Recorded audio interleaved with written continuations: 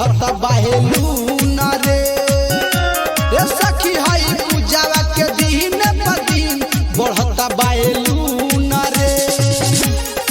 Mix by DJ recording studio Saudi बाजार।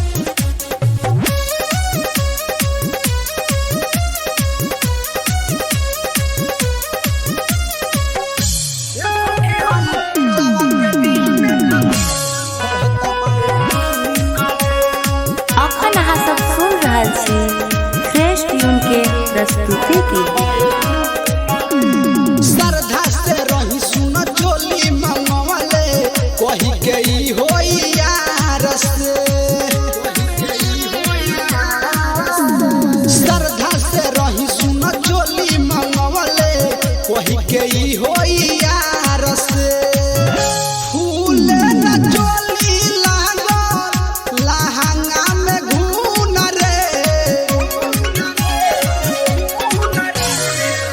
फूल न चोली लागल लहंगा में खून रे सखी हई नेहवा के दिन प दिन बढ़त बाहेलू न रे सखी हई पूजावा के दिन प दिन बढ़त बाहेलू न रे।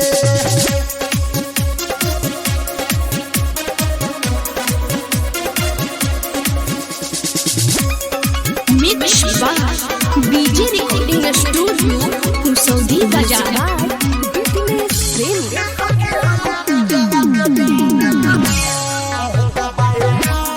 अखन अहाँ सब सुन रहल छी फ्रेश ट्यून के प्रस्तुति की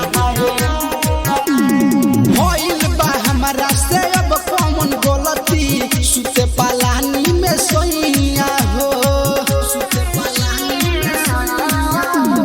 हमसे बतावे न पूछ तू जाके भइल बावे मुदैया हो राइटर महेश गीतिया लिखे ह धुन रे सोन तो सुहाना गीतिया गावे है धुन रे सखी मुस्कानमा के दिन प दिन बढ़त बाहेलू न रे सखी हई नेहवा के दिन प दिन बढ़त बाहेलू न रे। केतना ले बढ़िए दादा।